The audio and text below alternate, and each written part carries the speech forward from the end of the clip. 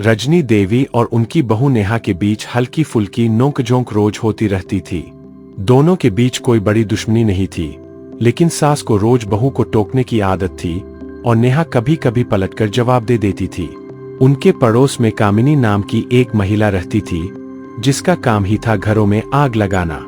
उसने देखा कि इस घर में रोज छोटे मोटे झगड़े होते हैं, तो उसने इन्हें बड़ा करने का फैसला किया। कामिनी पहले रजनी देवी के पास जाती। माँ जी, आज नेहा कह रही थी कि आपकी बनाई सब्जी में बिल्कुल स्वाद नहीं होता। वह तो अपने मायके से सारा राशन लेकर आती है, क्योंकि उसे आपका खाना पसंद नहीं है। रजनी देवी आगे बूला हो जाती। अच्छा, मेरी बहू मुझ पर ताने कस रही है। फिर कामिनी नेहा के पास जाती। बहू, आज माँ जी कह रही थी कि तुम घर का कोई काम नहीं करती और सारा दिन सोती रहती हो। वह कह रही थी कि तुम्हारी माँ ने तुम्हें कुछ नहीं सिखाया। नेहा को गुस्सा आता। माँ जी ने ऐसा कहा, अब मैं उन्हें बताऊंगी। इस तरह कामिनी की चुगलखोरी के कारण सास बहू के बीच का झगड़ा रोज बढ़ता गया। बात इतनी बढ़ गई कि एक दिन रजनी देवी ने खाना छोड़ दिया और नेहा ने अपने मायके जाने की धमकी दे दी। एक शाम जब कामिनी रजनी देवी के घर आई, तो रजनी देवी ने उसे देखते ही शिकायत की, ये बहू तो बिल्कुल नाकारा है। मुझे लग रहा है कि यह हमारे घर में आग लगाकर ही मानेगी। कामिनी ने घी डालना चाहा। हाँ माँ जी, मुझे तो लगता है कि यह घर में चोर भी ला सकती है। आप इसके सामने ज्यादा पैसा मत दिखाइएगा। रजनी देवी अचानक चुप हो गईं। उन्होंने सोचा, मेरी बहू नाकारा जरूर है, लेकिन वह चोर नहीं है। मैं उस पर इतना शक क्यों कर रही हूँ? और ये कामिनी रोज मेरे घर आकर क्यों मेरे कान भरती है?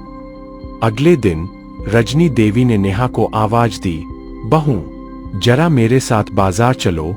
बाजार में उन्हें कामिनी मिल गई। कामिनी ने तुरंत रजनी देवी से कहा, माँ जी, आपको पता है, नेहा कल कह रही थी कि आप कितनी पुरानी डिजाइन की साड़ियां पहनती है। इससे पहले कि कामिनी कुछ और बोलती, रजनी देवी ने बीच में टोक दिया, ओह हाँ, उसने मुझे बताया था, पर मैं क्या करूं? मेरी बहुएं मेरी बेटी जैसी है।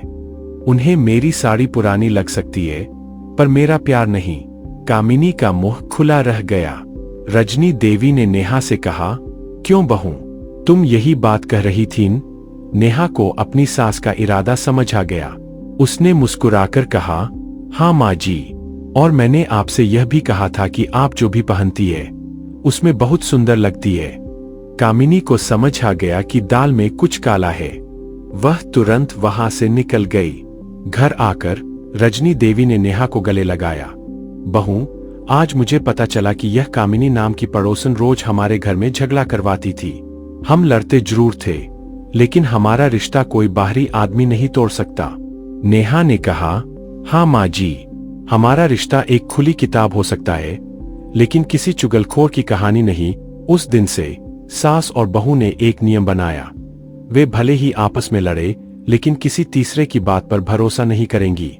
आपको वीडियो कैसी लगी? कमेंट करके जरूर बताएं। वीडियो अच्छी लगी हो तो वीडियो को लाइक करना ना भूलें और चैनल को सब्सक्राइब करना ना भूलें।